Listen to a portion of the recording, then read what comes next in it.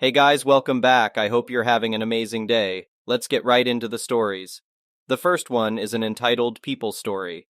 I recently purchased my dream house after spending years in a cramped apartment. It was a beautiful property, though it needed some renovations before I could move in. Despite the temporary inconvenience, I was thrilled about the prospect of having my own space. Finally free from the limitations of apartment living, the neighborhood seemed welcoming, with friendly faces eager to greet me. One particular neighbor, Sophie, took an interest in making me feel at home. She invited me to a neighborhood party she planned to host the following month.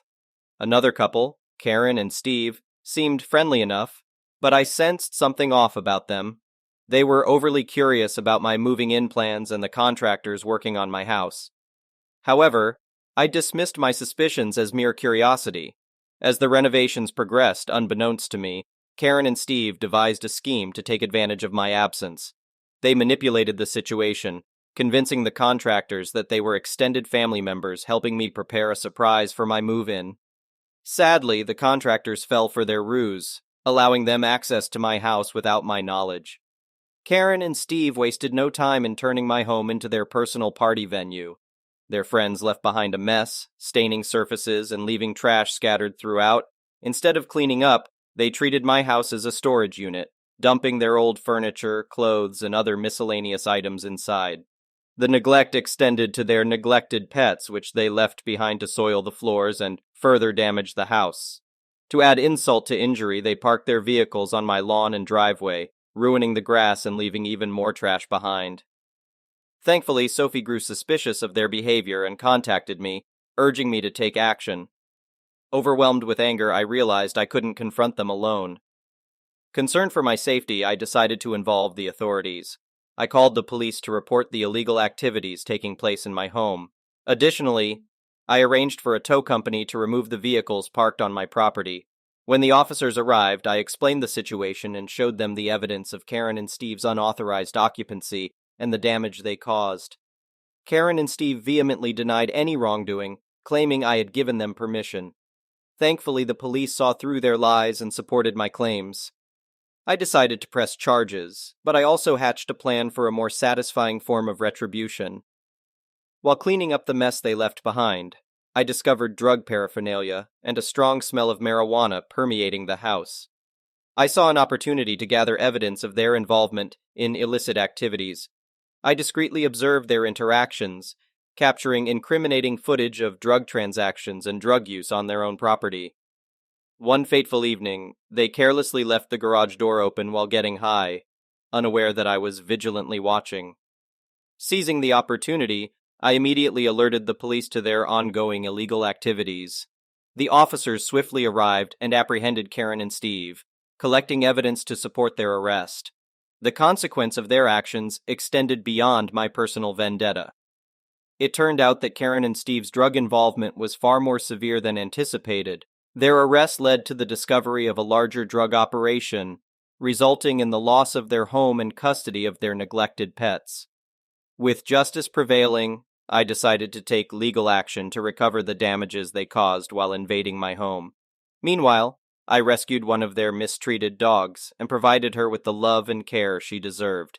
As for Karen and Steve, their misguided attempt to exploit me became their greatest downfall. Messing with me turned out to be their worst decision, as the consequences of their actions engulfed their lives. In the end, my new home became a symbol of resilience, and I vowed to protect it from any further intrusions. The next one is a pro-revenge story. The year was 2008, and I was 9 years into operating a landscape company. I had done moderately well for myself, being able to purchase a home, pay off student loans, and start a family. I employed 4 people during what I call the work season, which for us is March through November. From December through February, we lay off our workers and go on hiatus for the most part. A side note, our company focused mainly on maintenance, and in the Pacific Northwest, once all the leaves are picked up from autumn, there really isn't much maintenance to be done. That year, I had developed a relationship with a home builder who hired me to care for his personal home and very much liked our work. He asked us to start bidding on installing the landscapes for the homes he built. Sounds easy, right? Well, remember, we focused mainly on maintenance, so my crew didn't have a ton of experience in the detailed installation of landscapes. Also, the homes this guy built were not track homes or your cookie-cutter type neighbors you find in the suburbs. No, a small home for him was 3,500 square feet on a 25,000 square feet lot, and an average size he developed was an 8,500 to 10,000 square feet home with all the bells and whistles. He was more generous in his landscape budgets than many of the contractors I'd met, and we were off to what I had hoped would be a great partnership.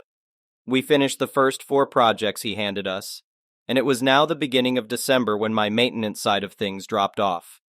This home builder came to me and asked if I would like to keep my maintenance crew working for the winter, working for him. I knew his next home project wasn't set to break ground until late January, so I asked what he had in mind.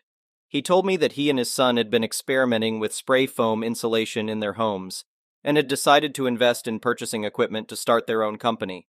To purchase the equipment on this level was about $100,000. I said I would talk to the crew and get back to him. The next week we signed a contract to work with him for 3 months at a specified pay rate for 5 of us. He was confident he had enough work to keep us busy for the next 3 months. The first job was insulating this incredible house for a plastic surgeon who spared no expense for the gadgets and materials that he put into his home. The next job was government buildings on Fort Lewis, followed by new apartment complexes, and so on. Now, this builder, who I was friends with, was not my day-to-day boss while insulating. It was his son, who is younger than I and a bit of a jerk. But we got along fine, and all seemed well. The father owned the insulation company, but had very little to do with it on a day-to-day basis. I hardly saw him for 3 months. Now, being a contractor myself, I was used to not getting paychecks every 2 weeks like most working folks. I would get paid once a month from my maintenance accounts for the previous month of service, and it didn't all come in at once. Sometimes people forget to pay on time. However, my crew was used to getting paid in a timely manner, and after the first month of work, and receiving no check from my new boss, I inquired when to expect a check. He assured me that once the checks started rolling in, we would see our money. I totally get how that works, especially for a new company trying to get off the ground. So I paid my guys to keep the peace on my end, and my boss and I worked out an agreement that I would keep track of everything paid and he would cut me a check once he was able to. I also had an outstanding landscape invoice with the father of over $10,000 that I wasn't really worried about because he was not always super quick about payment. Not that I had to hound him about it, but you understand. Now we are at the end of February 2009, and it was time to gear up for the new season of landscape maintenance and put my crew back to work outside. Still, no payment from insulation or the last landscape project. Things got ugly real fast as I started daily phone calls to the son, now that we didn't see each other as often. I called the father, who more or less ignored me. The son stopped answering my calls, texts, etc. The father never had a straight answer for me. Now, mid-April 2009, most communication has stopped on their end. I filed a contractor's lien on the landscape project to be paid out before the house sold, which prompted a call from the father to invite me to his home for lunch and talk. I accepted, thinking he was going to offer me a deal of some kind based on my past history with him. He basically told me that he had been over the years screwed out of money by different people, and that it was something that I was going to have to learn to live with. My response? I've been screwed out of money that people owe me as well, just not by anyone I considered a friend. I left his house determined to stick it to him.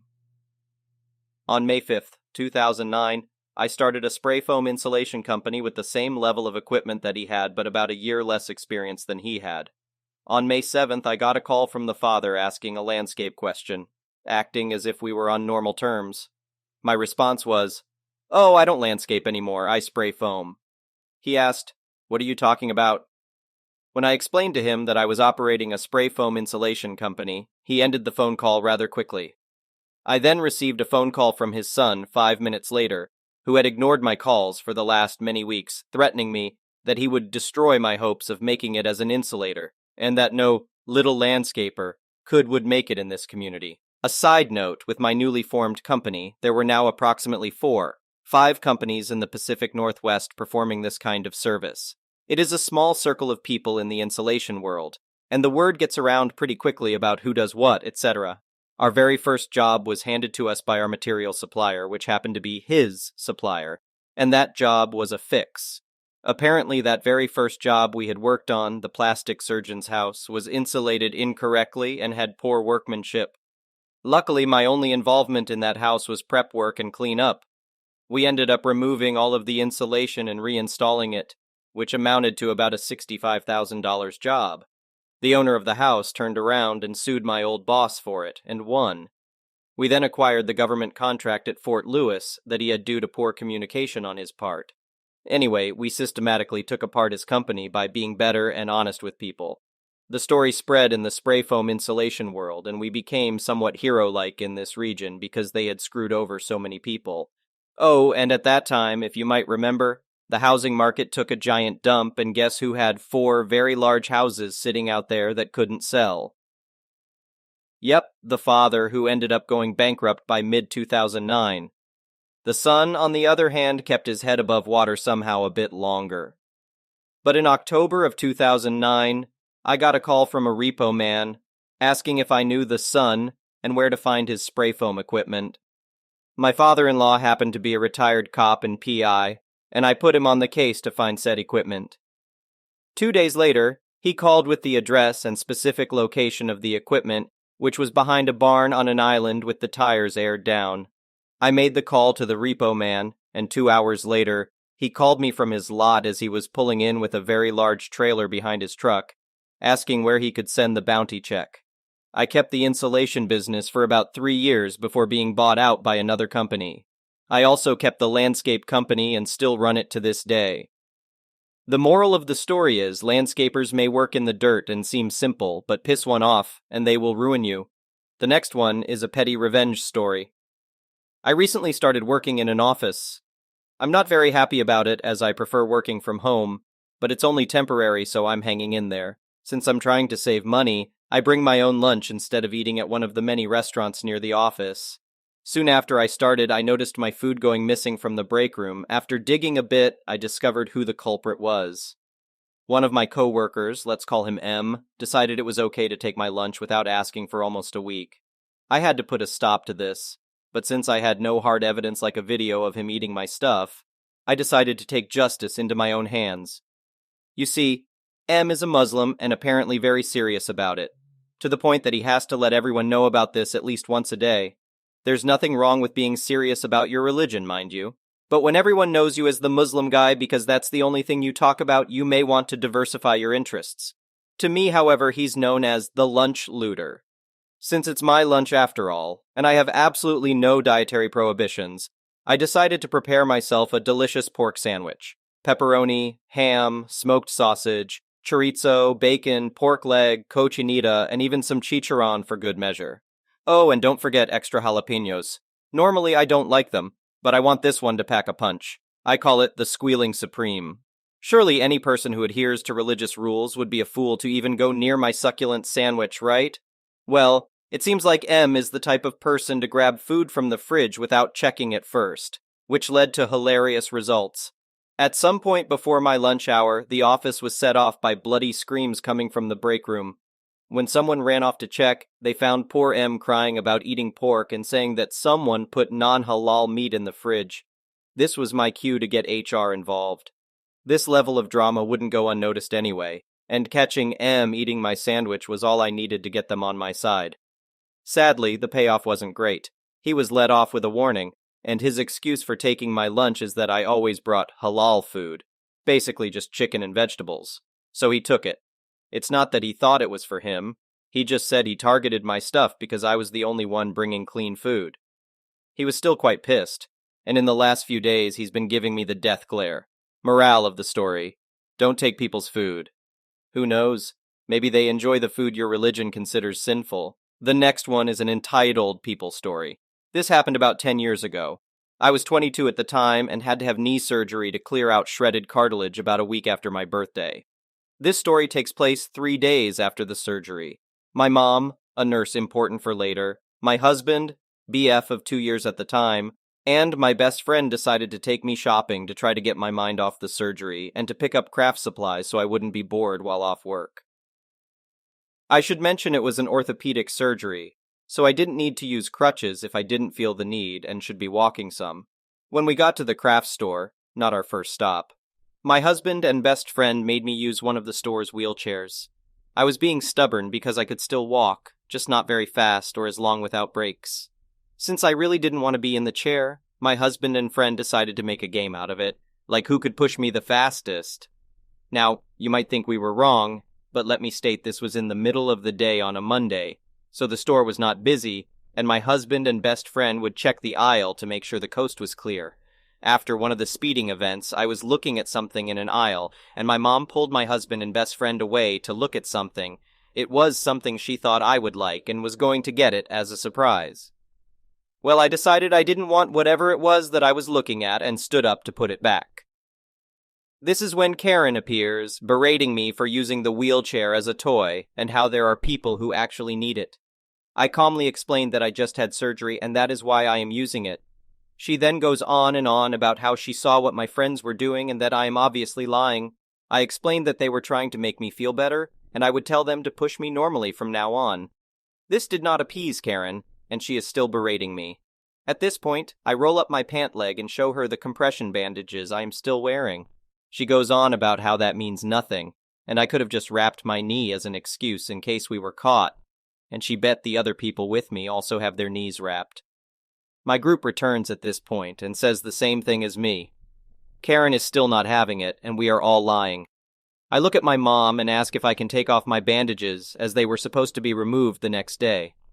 She says I really shouldn't, but she could rewrap it for me if needed.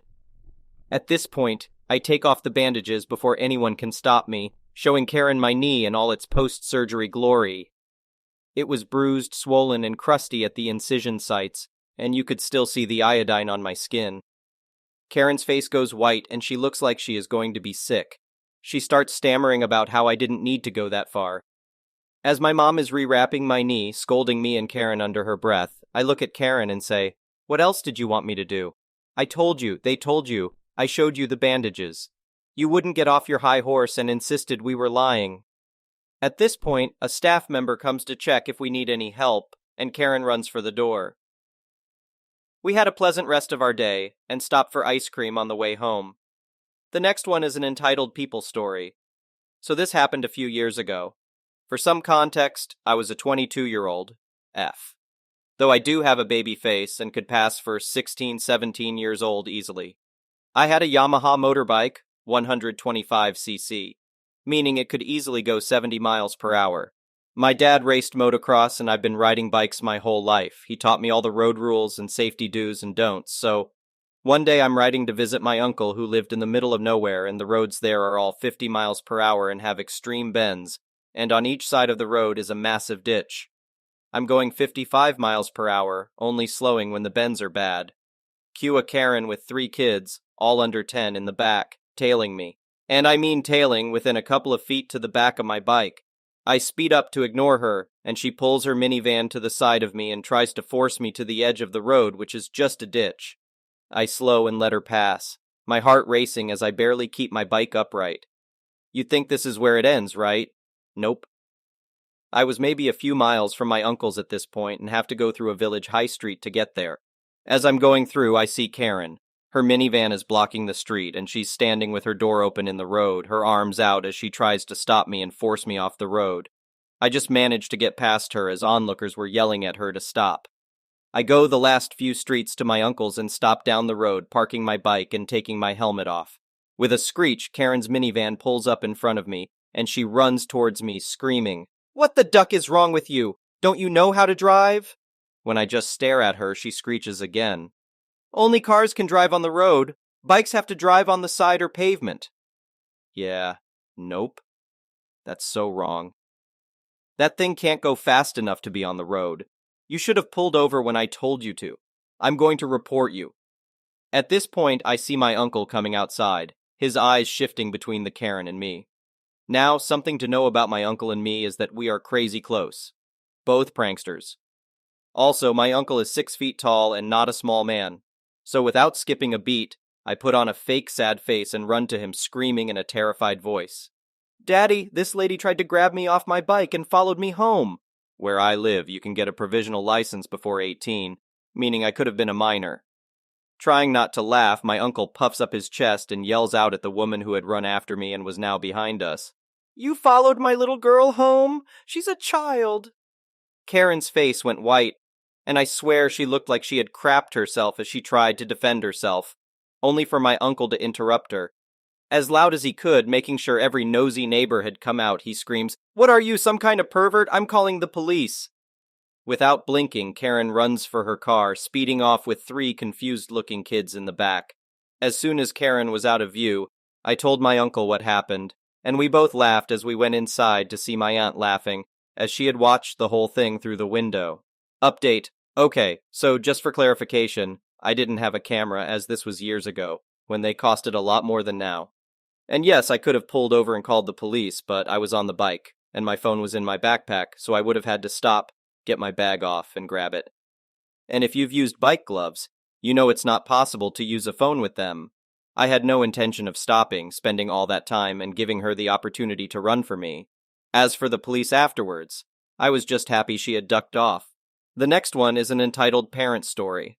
I told my dad I wanted my mom's best friend to walk me down the aisle because my mom's best friend has been more of a dad to me than my biological father. He blew up at me saying he was the one who raised me, not my mom's best friend, and that it was his right to walk me down the aisle. He started calling me and my fiancé slurs. My fiancé is Mexican and I am queer, and even threatened to assault my fiancé.